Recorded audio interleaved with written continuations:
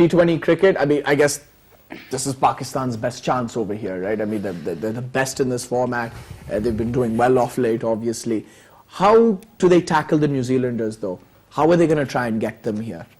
They have to keep in mind, actually, the one thing, the most important one, at home, New Zealand really good, and you will see a gear shift in T20 cricket. When they'll come to T20 matches, you will see Munro, they will target scores like 240, 230. They scored against West Indies recently, and there were players like Chris Gayle and other West Indies players as well, but they usually come and they go for everything, like Guptill.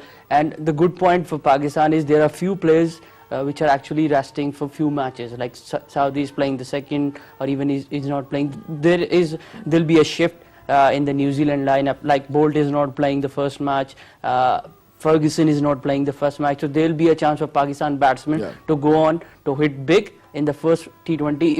If we post a good total in the first match, and if we restrict them later, then will be a chance. We'll get the morale high for our team, so we can go to the series. Well, when you look at Pakistan's bowling attack, yes, we're missing some key spinners in Ahmad Wasim and Mohammad Hafiz, but it's not a bad attack. I mean, especially Hassan Ali coming in the middle overs, bowling his heavy deliveries, and then Shadab Khan, who's in very good form with the ball. So yeah, I mean, it's not going to be easy, and Rahman Rais as well, who's got excellent variety. So it's not going to be that easy for the New Zealanders, although yes, they beat us 5-0. They're not playing a West Indies side, they're up against a Pakistani bowling attack. The Pakistanis, when playing T20, they carry a very different soul, and that's quite hard for any team to play with. Pakistanis have been obviously performed in the T20s better, much better than in the ODIs, and Pakistan does actually have a great opportunity to clean sweep New Zealand in the T20s, and I guess that would be a good answer. Right, optimistic, but let's see if that happens. Very quickly, we've only got a minute left. We kept talking about Pakistan versus New Zealand. There was a lot to discuss. Pakistan have been doing well in the Under-19 World Cup. They beat the Sri Lankans and they're through to the quarter-final. Shaheen Shah Afridi, the left-arm quick, once again coming to the fore. And I think it's very exciting watching him bowl. It's only a matter of time, I think, before he plays for Pakistan. Of course, I think he looks like Mr. Stark, and the way he actually bowled, and especially bowls. The way he bowled one of the Sri Lankan batsmen in the last match, actually, which Pakistan won by 3 wickets. It looks good. Now the biggest challenge is against South Africa. We are going to play on 24th. That will be a live match. So we will see the way actually the other guys playing in the Pakistan lineup. But it is a promising start for Pakistan after having a loss against Afghanistan in the first match. But let's see, now it's the biggest stage for the Pakistan guys, and if they beat South Africa, then it will be a good contest, and it will be a good challenge for the Pakistan too, like the other teams. Very quickly, Munib, I mean, watching Shaheen Shah Afridi, as Junaid quite rightly said, he reminds us of Mitchell Stark, and I mean, yeah, he's got to be looked after.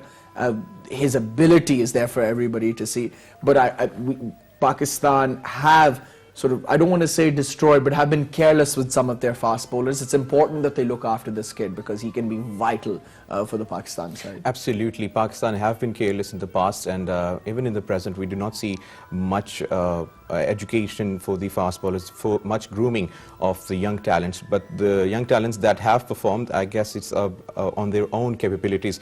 Shaheen is a great player, and I guess this is great time for change. We should comfort him. We should we should groom him properly. Yeah. We should bring him into the academy. We should train him. He's a good chance. He's a great player. Right. Now let's talk about Pakistan's batting. That was their biggest problem, particularly the top order. Now Azhar Ali looked out of sorts in this series, so he was rested. They brought in Imam for Fakhar Zaman because I think he injured his leg. But then they rested Azhar. They got Fahim Ashraf in there, which was really random. If it had worked, they would have said that, look, Mickey Arthur and Sarfaraz, they're amazing. What a genius move. But unfortunately, it didn't work. So we're all criticizing them for that. And then they brought in Umar Amin, who is in the T20 squad. But I just think, with the opening pair, specifically with the opening pair, you need consistency. And I think resting Azhar Ali, although he was out of form, was a mistake. You need a consistent opening pair, and Azhar Ali has improved his one-day game. We saw in the Champions Trophy. Exactly. 4 pairs in 5 match series. This is a disaster. We are changing openers consistently. This was injured. We took Imamullah into the side as an opener, and then the blunder actually we made was in the 4th ODI. We took Fahim Ashraf from the lower order. We placed him. He failed. Then we dropped him again to number 7. That's actually the issue. 4 opening pairs in 5 match series. I haven't seen before like this in a 5 match series. But we need consistency. As you mentioned, the guys who scored in the Champions Trophy, Azhar Ali was injured during the Sri Lanka series, I guess. So that was a reason. But we have to need to take guys for 1 year, 2 year consistently on the opening spot. Yeah, I think there's a fine line between being desperate to win, which is why you make changes, and being hysterical. And I think promoting Fahim Ashraf, I guess I know what they were trying to do. They wanted quick runs up top. They wanted a sort of Guptill Monroe approach with Fakhar Zaman at one end and Fahim at the other. But yeah, I think it also reeked of desperation, didn't it? Adding to Junaid, obviously Pakistan has always struggled in the opening pair. We've seen that in the past, we've seen that even in the present now. Opening pairs, as he said, I like to comment on this, that Pakistan does need to promote youngsters or either even senior players on the opening position and give them some time to play, give them some time to settle down, and then you can expect some performances from them. But if you're consistently changing these opening pairs, you know, there has to be a chemistry between the players as well. So if there is not that chemistry, if it's not between those players, then obviously they are not going to perform. And speaking on the other question, what was that? Sorry. Oh, well, I was gonna. I asked my question. I was going to get to Babar Azam, and Junaid mentioned it, talked about him a little bit. Again, you know, he's got a similar problem to other Pakistani batsmen, senior Pakistani batsmen. While there's no question, I mean, he's a very, very talented batsman. There's no doubt about that. But again, his ability to rotate the strike is under the scanner. And Hafiz has the same problem. He's always had that problem as Mohammad Hafiz and some other Pakistani batsmen. This is something that Babar Azam needs to sort out. Yes, he didn't get runs. Yes, in frustration, his shot selection was poor. But even in the UAE, I know I'm being really harsh here, but this is something that he can work on. Even in the UAE, when he got all those hundreds, his strike rate still wasn't good enough, I believe. Not good enough for modern cricket.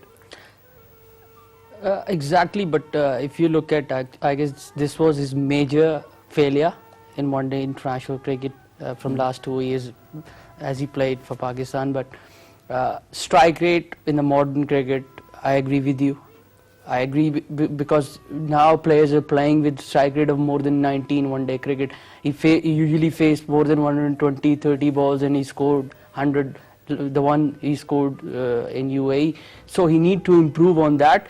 First of all, he need to sit down with the management and all the batting coach, and then he need to discuss what actually was the fault throughout this series, because 5 consecutive failures and he was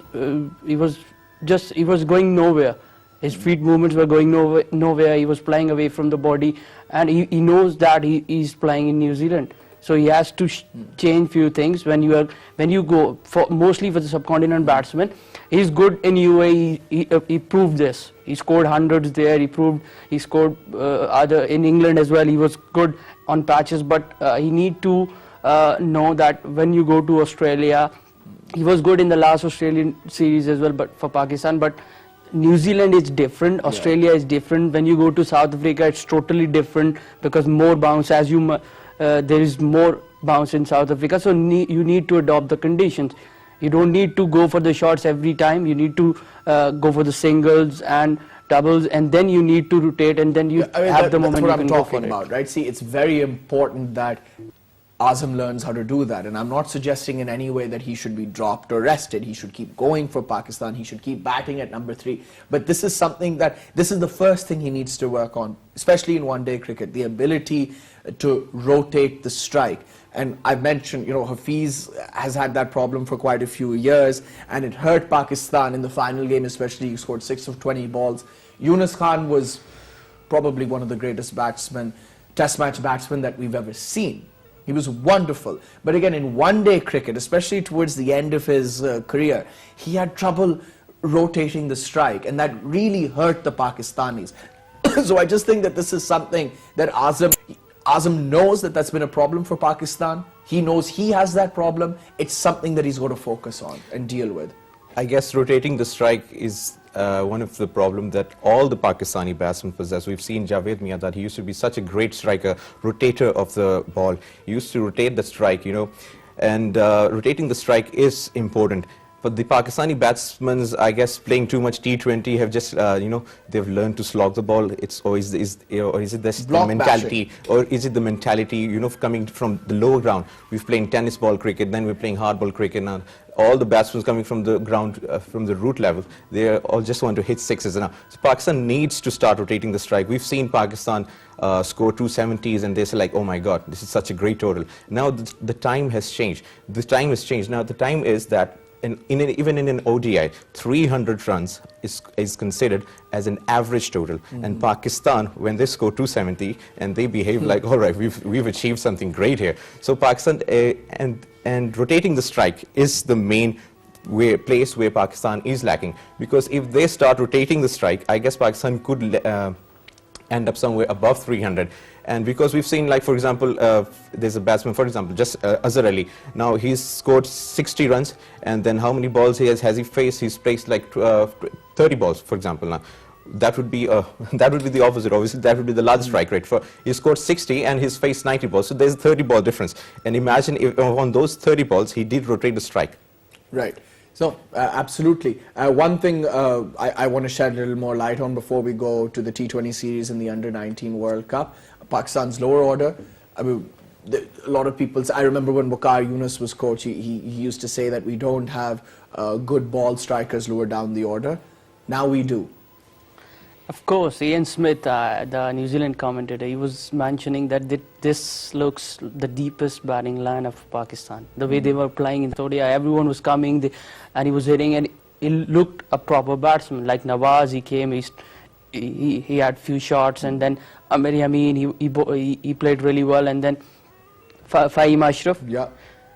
I want to see him score big runs as well, Fahim Ashraf, because he looked good. Shadab Khan was a very good idea. He's the kind of modern player that we need. And Shadab was actually the promising one. Already he has so much experience, like Munir mentioned, the Big Bash experience. He's playing at a competitive level. He's playing in leagues, and he's playing at a higher level. So that will actually help him to groom his game as well. I mean, that just makes me think, I know this is a bit random and out there, it just makes me think that we're going to leave it at that, gentlemen. Thank you very much for coming on the show. It was a pleasure.